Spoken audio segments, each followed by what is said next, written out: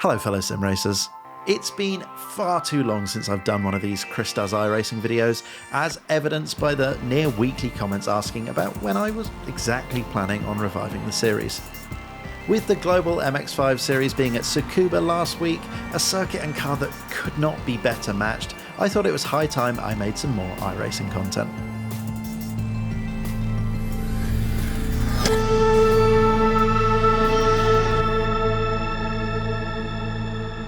Being short on time and sleep thanks to the new addition to the family, I pretty much just jumped in with very little practice.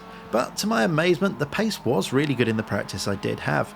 Perhaps predictably though, I didn't get a good qualifying lap together and I started near the back. I also failed to practice any of my starts and made my attempt at the world's longest number 11. Lesson learned, honest.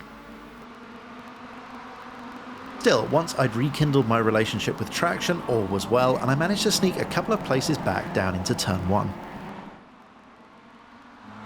Tsukuba proved to be a challenge from an overtaking perspective throughout both races, but that didn't stop me from trying to run around the outside of turn 4, unsuccessfully on many occasions. Sometimes the optimist wins out. However, since the corner's banked on the inside, it's very much slower up top. Turn 6 is surprisingly tricky on cold tyres, and the number 7 car found that out the hard way. The rears are pretty much at the grip limit even when the tyres are warm, so lap 1 called for a more cautious approach. I wasn't close enough to capitalise on the mistake of the number 8 car, who ran deep into turn 8, and I had to slot back in behind for the long run down to the tricky turn 9. And by the end of the first lap, I'd recovered to 8th place, still leaving a lot of work to do if I wanted to salvage any kind of a result.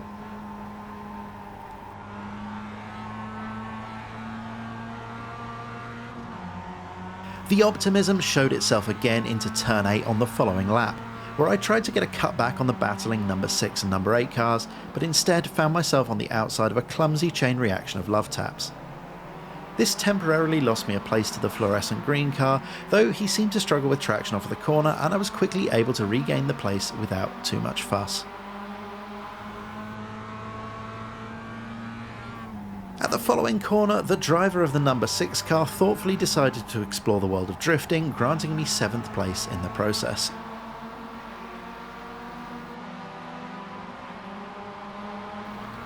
On the following lap, turn 8 once again provided the action, allowing me to run up the inside of the number 8 car in what I describe as a polite dive bomb. I signposted it early since this is a rookie series, and somehow I got away with it.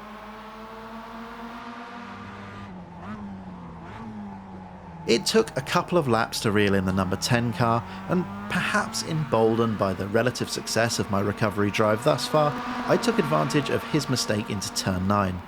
I understood a little more than I'd like, and we did make minor contact, but no real harm done.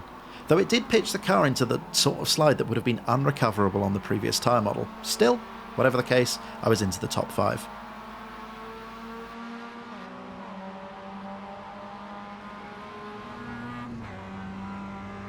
Fourth place was an absolute gift. The number 11 car ran wide into turn 1, enabling me to get up the inside and get off the corner with more traction. But that would pretty much bring a halt to my recovery drive, and despite my best efforts, I ran out of laps before I caught the 3rd place car. That being said, there was a lot to be positive about, and despite starting at the back, I finished only 3.5 seconds off the lead, so my pace looked consistent enough to deliver a win. So then, on to race 2.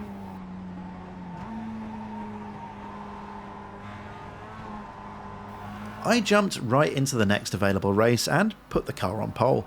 Of course, I'd forgotten about the starting issue from race 1, and despite getting an excellent launch, wheel spin when changing into 2nd cost me 2 places to the guys from row 2 who got it all hooked up perfectly.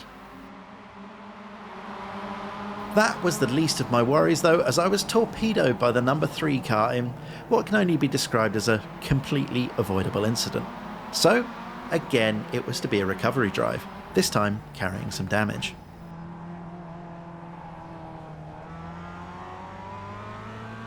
It wasn't long before I got myself back up into the podium places thanks to this freebie.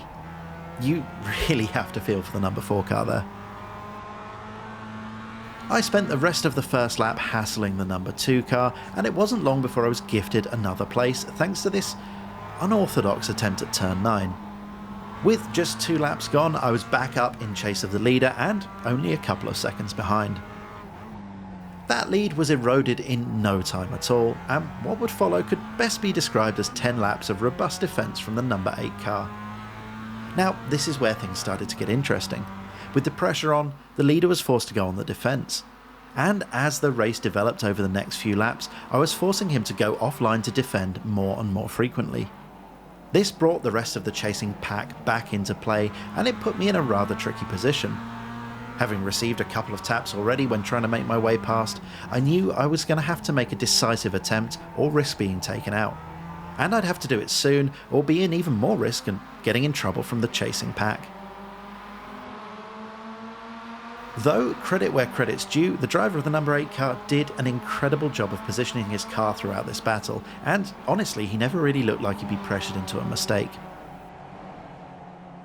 At this stage, things were starting to feel a bit precarious, and I was coming under significant pressure from the number 3 car, by whom you'll recall I'd been annihilated back at the start of the race. Meanwhile, some of the defensive driving from the leader was becoming more robust.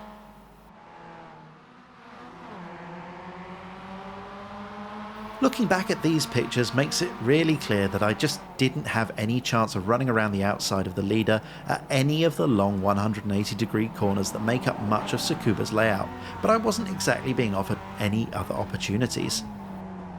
Then, with around 5 laps to go, the inevitable happened. I tried to take a deeper line into turn 8 to get the cutback on the number 8 car, but sadly didn't realise that the chasing car had snuck a little of his nose up the inside.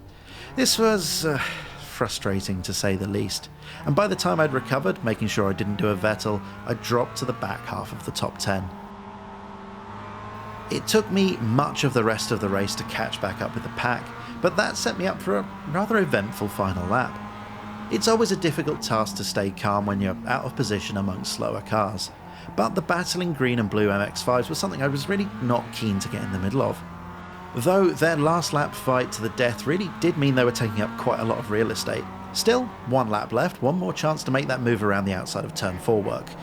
It didn't. Then I made a bit of an error.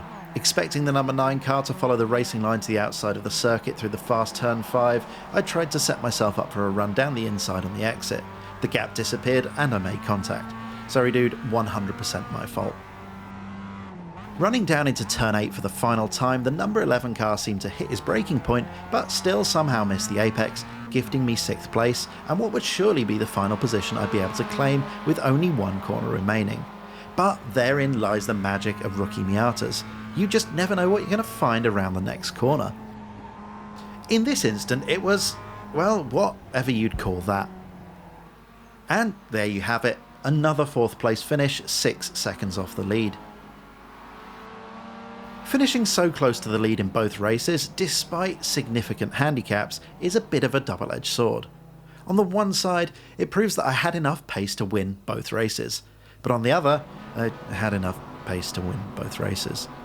Clearly, I need to work on my starts, which in both cases made the job a lot harder than it needed to be, but I also need to work on my racecraft. In both races, I lost heaps of time getting past cars that really didn't have the pace to stay ahead of me. I think in a series like this, a single well-timed move with a good chance of success is probably much more efficient than trying to go for every gap that presents itself, though that's easier said than done.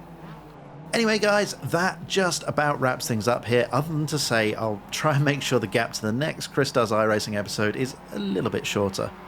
I hope you enjoyed the video. If you did, it would be great if you could hit the like button and subscribe to the channel so you can see more content like this in the future. So all that's left to say is goodbye, thank you for watching, and enjoy the rest of your day.